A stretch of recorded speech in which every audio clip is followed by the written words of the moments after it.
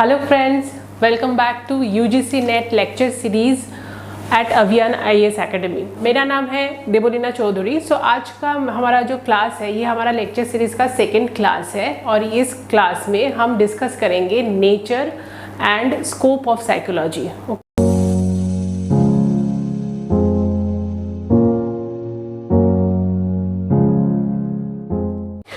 Psychology क्या है, इसका हिस्ट्री क्या है, कहाँ से कैसे इसका डेफिनेशंस चेंज होते होते presently behaviour and cognitive process के ऊपर इसका फोकस आया, ये सब हमने पिछले क्लास में डिस्कस किया था।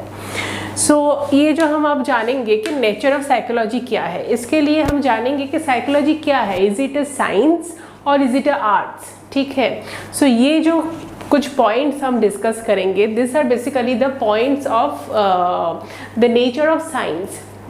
हम साइंस जो पढ़ते हैं एज ए डिसिप्लिन, उसका नेचर क्या होता है। एक तो उसमें एक थ्योरीज रहता है, लॉज एंड प्रिंसिपल्स रहता है। सिमिलरली अगर हम साइकोलॉजी देखें, साइकोलॉजी में भी देयर आर सेवरल थ्योरीज, जैसे मानिए कि लर्निंग का थ्योरीज है, उसमें अटेंशन का थ्योरीज है, परसेप्शन का थ्योरीज है, पर्सनालिटी का थ्योरीज है, मेमोरीज का थ्योरीज है, थिंकिंग एंड डिसीजन मेकिंग का थ्योरीज है। So there are several theories and accordingly there are laws and principles that explains our behaviour. So the next point क्या कहते हैं कि एस्टैब्लिश्ड कॉस्ट इफेक्ट रिलेशनशिप होना चाहिए।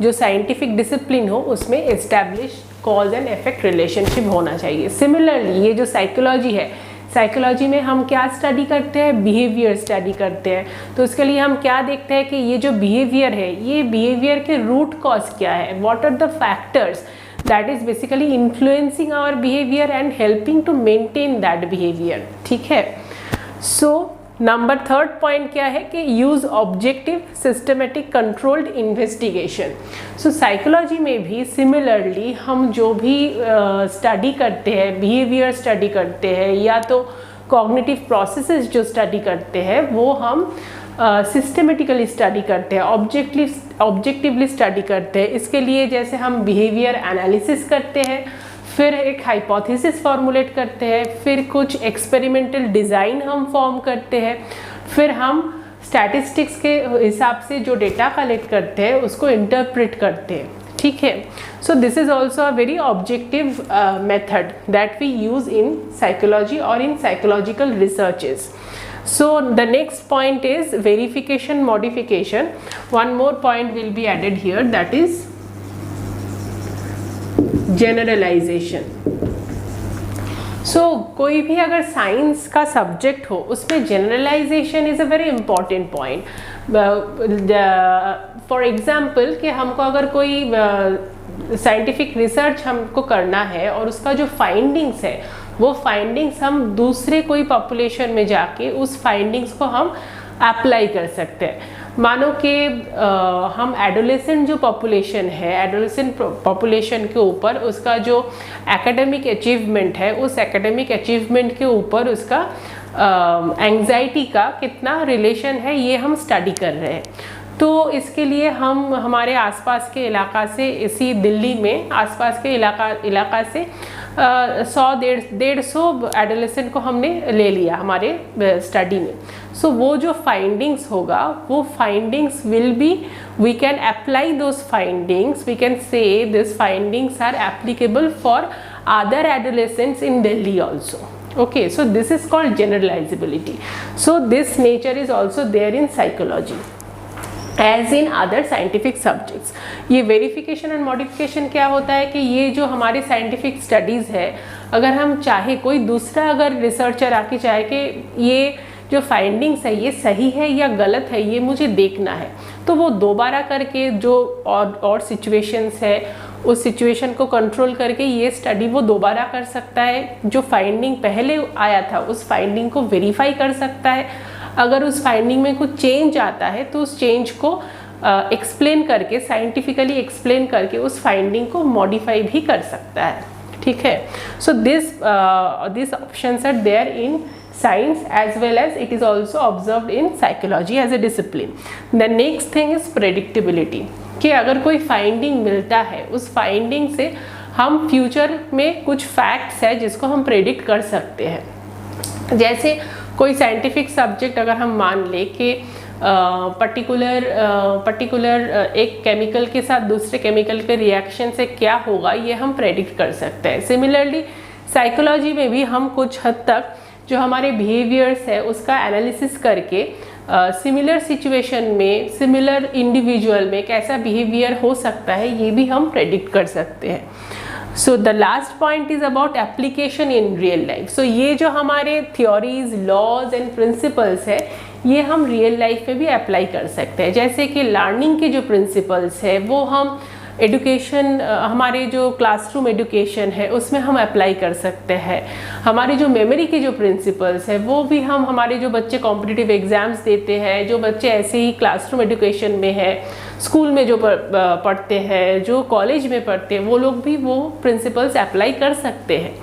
ठीक है, so this are basically application in real life. So science में भी अगर कुछ फाइंडिंग्स मिलता है उसका भी जैसे रियल लाइफ में एप्लीकेशन होता है, वो फॉर एग्जांपल क्या बोले कि इलेक्ट्रिक को लेके, इलेक्ट्रिक करंट को लेके जो भी फिजिक्स में फाइंडिंग्स मिला है, जो भी थ्योरीज मिला है, उसको हम रियल लाइफ में अप्लाई करके हम हमारे जो बिजली है जो भी है वो हम यूटिलाइज कर सकते हैं। सिमिलरली साइकोलॉजी में भी जो बिहेवियर रिलेटेड प्रिंसिपल्स है उसको हम हमारे डे टू डे लाइफ में अप्लाई कर सकते हैं। So this is why we can say that psychology का जो नेचर है as a discipline that is very similar to the nature as a scientific discipline. Okay, अब हम और एक चीज़ के बारे में जानेंगे। ओके स्टूडेंट्स, नेक्स्ट हम जानेंगे कि हमने अभी क्या देखा कि नेचर ऑफ साइकोलॉजी क्या है, nature of psychology nature of science के साथ उसका क्या सिमिलरिटीज़ है। फिर हम जानेंगे कि साइंस कितने तरह के होते हैं।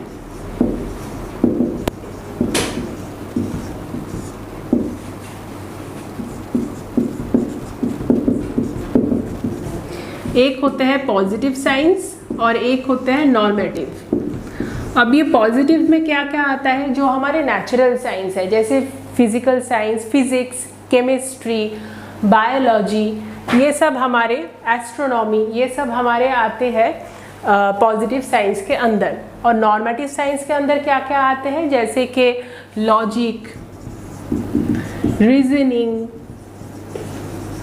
ये सब हमारे आते हैं नॉर्मेटिव साइंस के अंदर। ठीक है, और पॉजिटिव साइंस जो है उसमें हम क्या स्टडी करते हैं, जो facts, all the facts as it is there, facts हमारे आसपास जैसे है उसको हम वैसे ही स्टडी करते हैं।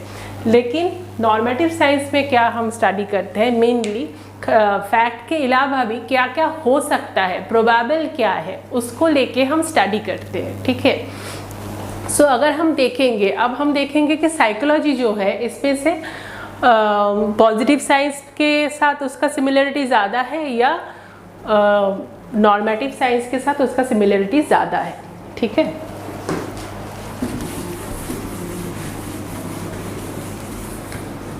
सो साइकोलॉजी में हमने क्या जाना कि साइकोलॉजी में हम बिहेवियर को स्टडी करते हैं, और ये जो पॉजिटिव साइंस है, पॉजिटिव साइंस में जो फैक्ट्स है उस फैक्ट्स को एज इट इज़ स्टडी किया जाता है, उसका कोई चेंज नहीं होता है कि वो अगर अभी कोई फाइंडिंग्स है वो फाइंडिंग्स नेक्स्ट में जाके और कोई दूसरा जगह में जाके वो फाइंडिंग्स चेंज नहीं होगा। ठीक है, जैसे मैंने कहा था कि एक मटेरियल के साथ दूसरा अगर कोई मटेरियल हो उसका जो रिएक्शन होगा, एक केमिकल के साथ दूसरा केमिकल का जो रिएक्शन होगा उसका जो रिजल्ट होगा वो यहाँ पे जो होगा कोई दूसरी जगह में एक ही होगा, कोई चेंज नहीं होगा। लेकिन साइकोलॉजी में जो हमारे मैटर ऑफ स्टडी है दैट इज़ बिहेवियर, वो बिहेवियर इतना प्रेडिक्टेबल नहीं है, बिहेवियर बहुत चेंज होता रहता है, उसमें अनप्रेडिक्टेबिलिटी बहुत ज़्यादा है। ओके, सो इसीलिए हम पॉजिटिव साइंस की तरह उसको पूरा स्टडी नहीं कर पाते हैं। That is why we can not say psychology as it is very much similar to physics, or it is very much similar to biology, or it is very much similar to mathematics। इससे कुछ अलग है, कुछ similarities है लेकिन बहुत सारे अंतर भी है। यहाँ पे हम जो मेथड्स यूज़ करते हैं वो उतना ऑब्जेक्टिव नहीं होता है। ऑलवेज हम बिहेवियर को एक्सपेरिमेंट में स्टडी नहीं कर सकते हैं। लाइक हम ऑलवेज बिहेवियर को लैब में, लेबोरेटरी में स्टडी नहीं कर सकते। उसके लिए हमको कभी फील्ड में जाना पड़ता है, उसके लिए हमको कभी पर्टिकुलर एक सोशल सेटिंग में जाना पड़ता है, और वो सोशल सेटिंग में बोलो या फील्ड में बोलो, उतना कंट्रोल्ड वे में हम बिहेवियर को स्टडी नहीं कर पाते हैं। जैसे लैब में हम किसी केमिकल को हम कोई वेट लेके या लेंथ को लेके जैसे कंट्रोल्ड वे में स्टडी करते हैं, वैसे बिहेवियर को लेके ऑलवेज नहीं कर पाते हैं। सो दैट इज़ वाई हम नहीं कह सकते psychology as a positive science, इसको हम कहेंगे as a developing positive science.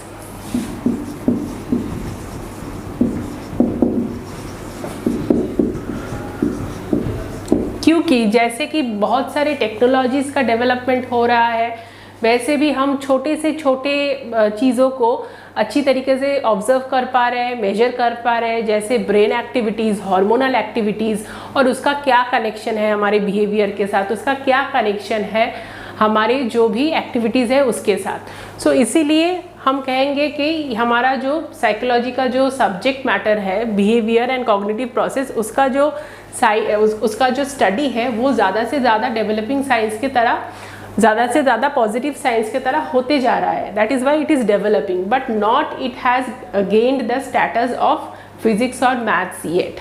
Okay, now हम देखेंगे कि साइकोलॉजी का स्कोप क्या है। हम जो ये इतना साइकोलॉजी स्टडी कर रहे हैं, साइकोलॉजी के बारे में बात कर रहे हैं, या साइकोलॉजी को लेके इतना जो रिसर्चेस हो रहा है, उसका करने का फ़ायदा क्या?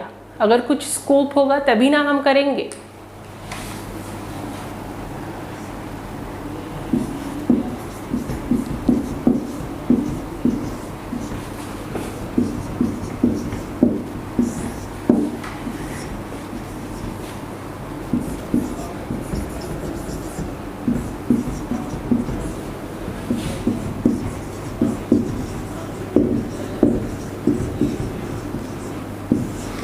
Scope is nothing but the real life applications of all the laws and principles.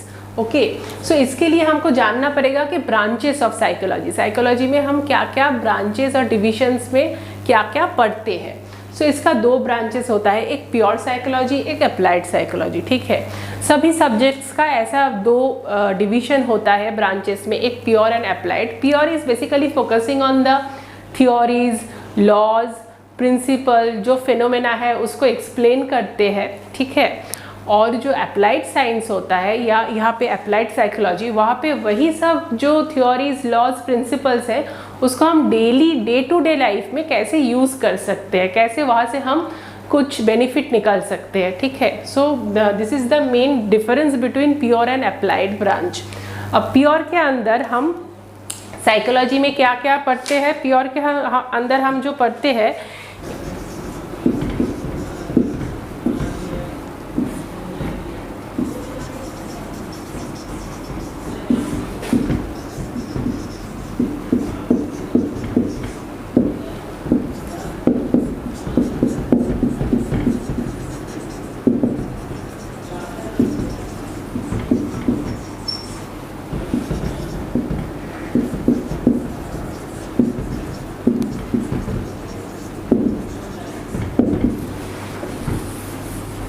ठीक है। सो ये जो जनरल साइकोलॉजी है या कॉग्निटिव साइकोलॉजी भी जिसको बोलते हैं, उसमें हम मेमोरी, हमारी जो कॉग्निटिव प्रोसेस है like memory, learning, attention, perception, then thinking, then decision making, ये सब के बारे में जो थ्योरीज है कि क्या क्या लॉज फॉलो करते हैं, क्या क्या प्रिंसिपल्स फॉलो करते हैं, क्या क्या कॉन्सेप्ट्स है। जैसे मेमोरी एक प्रोसेस है, तो वो प्रोसेस कौन से स्टेप्स फॉलो करते हैं। सो ये सब हम जानते हैं कॉग्निटिव साइकोलॉजी के जो ब्रांच है उसके अंदर। फिर है एक्सपेरिमेंटल साइकोलॉजी। एक्सपेरिमेंटल साइकोलॉजी में हम जो साइकोलॉजी रिलेटेड जो एक्सपेरिमेंट्स है उसको कैसे करते हैं इसके बारे में जानते हैं कि क्या क्या डिफरेंट रिसर्च डिज़ाइन होते हैं, क्या क्या मेथड्स है जिस पे हम एक्सपेरिमेंट लेबोरेटरी में कंडक्ट कर सकते हैं। नेक्स्ट आता है फिजियोलॉजिकल साइकोलॉजी। फिजियोलॉजिकल साइकोलॉजी में हम जो भी बिहेवियर एंड कॉग्निटिव प्रोसेस के बारे में बात कर रहे हैं उसको उसके लिए क्या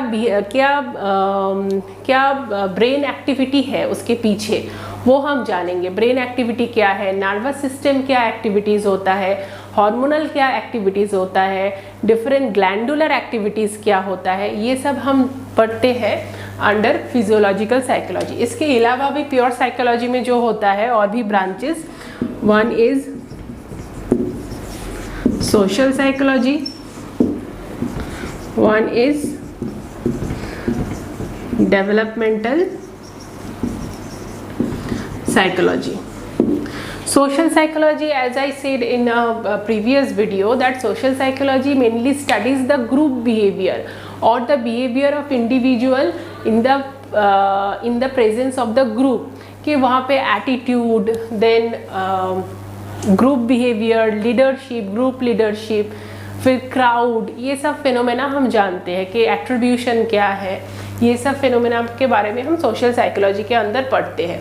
फिर आता है डेवलपमेंटल साइकोलॉजी। डेवलपमेंटल साइकोलॉजी में जैसे एक बच्चा एकदम बड़ा होता है फ्रॉम बर्थ टू डेथ, तो उसमें क्या क्या प्रोसेसेस, क्या क्या चेंजेस आता है, और वो जो चेंजेस आता है वो चेंजेस कैसे कैसे उसका जो जैसे वो बड़ा होता जाता है उसका जो बिहेवियर है, पर्सनालिटी है, उसको कैसे इन्फ्लुएंस करता है, कि उसका फिज़िकल जो डेवलपमेंट है, उसका इमोशनल जो डेवलपमेंट है, उसका जो पर्सनल डेवलपमेंट है, उसका जो कॉग्निटिव डेवलपमेंट है, उसका जो मॉरल डेवलपमेंट है, ये सब उसको एज ए पर्सन कैसे डेवलप करता है और एज ए पर्सन वो एज ए होल कैसे होके निकलता है, ये सब जानने के लिए उसका ये डेवलपमेंट का जो प्रोसेस है ये सब जानना बहुत ज़रूरी है। और ये सब डेवलपमेंट प्रोसेस के पीछे पीछे बहुत सारे थ्योरीज है, बहुत सारे प्रिंसिपल्स है, जिसका भी डे टू डे लाइफ में बहुत एप्लीकेशंस है। So this are the most important branches in pure psychology. और भी एक है विच इज़ नोन एज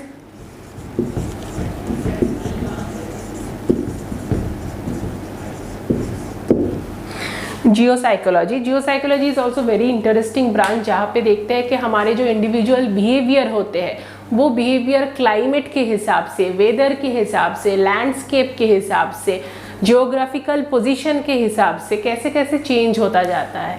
ठीक है, जैसे कि बहुत सारे बौद्धिस्ट जो कंट्रीज़ होते हैं वहाँ पे देखा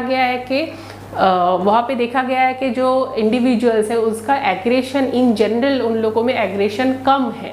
ठीक है, this is not only due to the culture but this is also due to the some climate difference, this is also due to the some geographical difference। और भी ब्रांचेस जैसे पैरासाइकोलॉजी, जहाँ पे एक्स्ट्रा सेंसरी परसेप्शन भी studies किया जाता है, which is gradually gaining some kind of attention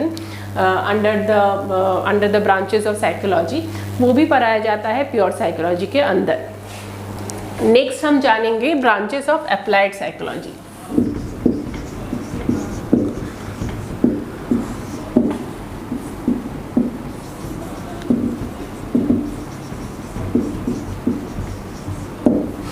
अच्छा, नंबर 1 इज़ क्लिनिकल साइकोलॉजी। जैसे कि हमारे इंडिविजुअल जो बिहेवियर है, बहुत सारे बिहेवियर है जो इन जनरल सोशली एक्सेप्टेड होते हैं, एंड बहुत सारे बिहेवियर है जो वो एक्सेप्टेबल बिहेवियर से, एवरेज बिहेवियर से डेविएट कर जाता है, तब हम उसको कहते हैं एबनॉर्मल बिहेवियर। सब ये एबनॉर्मल बिहेवियर का क्या कॉज है, क्या व्हाट आर द रीज़न इसके पीछे, वो हम जानते हैं ये क्लिनिकल साइकोलॉजी में। एंड उसके साथ साथ क्लिनिकल साइकोलॉजी में जो मोस्ट इम्पॉर्टेंट थिंग है कि जो थेरेपीज़ है, कौन से थेरेपीज़, कौन से क्लिनिकल पेशेंट्स के ऊपर हम यूज़ कर सकते हैं, वो भी हम पढ़ते हैं इस क्लिनिकल साइकोलॉजी के अंदर।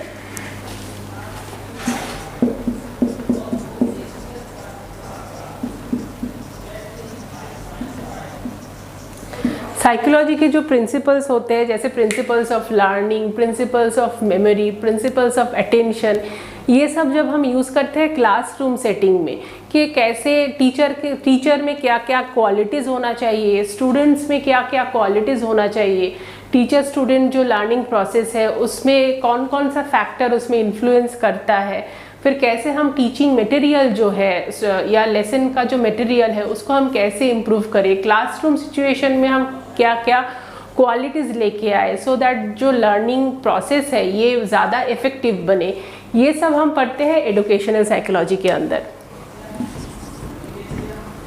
Industrial psychology,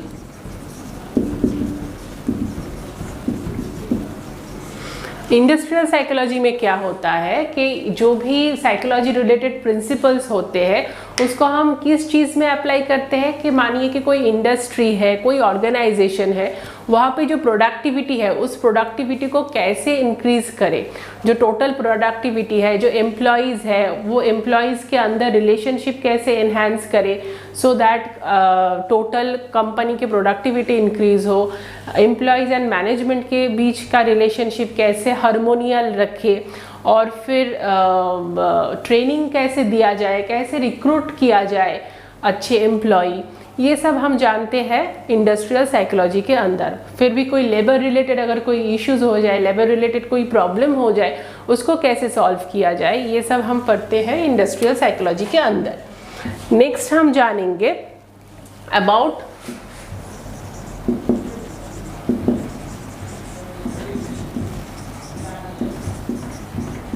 criminal psychology and legal psychology. So what are the particular features जिसमें हम जिसके हिसाब से we can identify what is a crime and what are the features of a criminal and जो legal system में जो होता है कि विटनेस किसको माना जाए, कौन सा ट्रू विटनेस है, कौन सा फॉल्स विटनेस है, और कैसे कैसे क्राइम को डिटेक्ट किया जाए, फिर उसके हिसाब से कैसे कैसे क्रिमिनल बिहेवियर में से मॉडिफिकेशन लाया जाए, ये सब हम पढ़ते हैं क्रिमिनल साइकोलॉजी के अंदर कि कोई अगर क्रिमिनल हो तो उसका कैसे रिहैबिलिटेशन किया जा सकता है, ये सब हम पढ़ते हैं क्रिमिनल साइकोलॉजी के अंदर। The next thing is about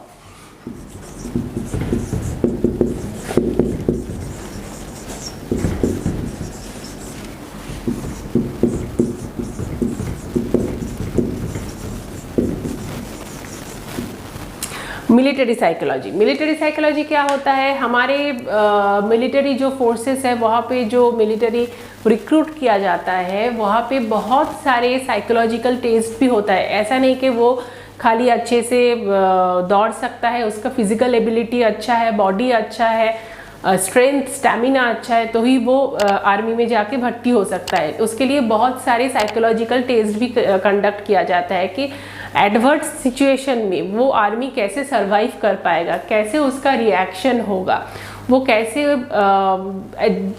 because वो लोग बहुत सारे डिफ़िकल्ट सिचुएशन फेस करते हैं तो उसका जो मॉरलिटी है उसको कैसे हाई रखा जाए, उसके लिए भी ट्रेनिंग दिया जाता है। And for that the help of psychological principles are taken. The last point, the last branch is basically known as the political psychology. Politics में जो पब्लिक ओपिनियन होते हैं that is very important. So public opinion कैसे create कर सकते हैं, कैसे public opinion को मैनिपुलेट कर सकते हैं, कैसे प्रोपागेंडा क्रिएट किया जाता है। सो दीज आर ऑल्सो कैसे leadership can affect the mass, वो सब हम पढ़ते हैं पॉलिटिकल साइकोलॉजी के अंदर। सो ये जो ब्रांचेस है साइकोलॉजी के, इससे हम इतना अंदाज़ा लगा सकते हैं जो स्कोप है साइकोलॉजी का वो कितना वास्ट है। हमारे डे टू डे लाइफ का कोई प्रॉब्लम से लेके हमारे और भी कोई प्रॉब्लम, जैसे मैंने कहा कि एक हमारे डे टू डे लाइफ के प्रॉब्लम जैसे हम सुबह नहीं उठ पा रहे हैं, टाइम मैनेजमेंट नहीं हो रहा है, कोई चीज़ पे हम अटेंशन नहीं दे पा रहे हैं, ऐसे प्रॉब्लम्स को लेके हमारे सोसाइटी में क्या प्रॉब्लम्स हो रहा है, पॉलिटिक्स में क्या प्रॉब्लम हो रहा है, लीगल सिस्टम में क्या प्रॉब्लम है, all the aspects are can be a matter of study under the discipline of psychology. So psychology, as I always say, it is very interesting, at the same time it is very useful for our day-to-day life and it has influence in each and every aspect. So whenever you study psychology, in the next classes we'll study in detail about different processes of mental mental activities like memory, learning, attention, ये सब हम जानेंगे। सो तब हम जानेंगे कि छोटा छोटा प्रिंसिपल्स जानेंगे। अब जैसे प्रिंसिपल्स, लॉज, थ्योरीज, कंसेप्ट ये सब जानेंगे, उसके साथ साथ आप ये भी जानेंगे कि कैसे उसको हम डेली लाइफ में भी रिलेट कर सकते हैं। सो आई होप सबको एक अंडरस्टैंडिंग मिला है कि what was the history of psychology and what was the scope of psychology, what are the branches of psychology and what is the nature of psychology. So इसमें से एक कंक्लूशन के पहले और एक चीज़ मैं कहना चाहती हूँ, that is about the goal of psychology. जो भी इतना ब्रांचेस है, जो भी इतना प्योर हो, अप्लाइड हो, इसका सब ब्रांचेस हो, सबका गोल एक ही होता है।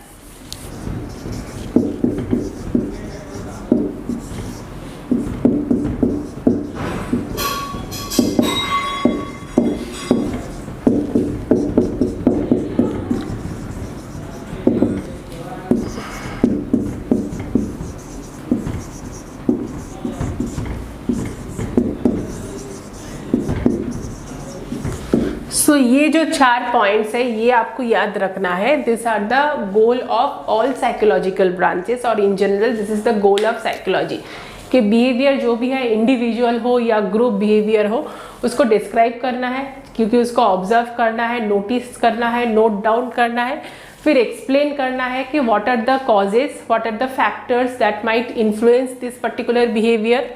देन प्रेडिक्ट करना है कि फ्यूचर में कौन कौन से सिचुएशन में सिमिलर बिहेवियर हो सकता है, अगर कोई चेंजेस आता है तो कौन सा फैक्टर उस चेंजेस के लिए जिम्मेदार है।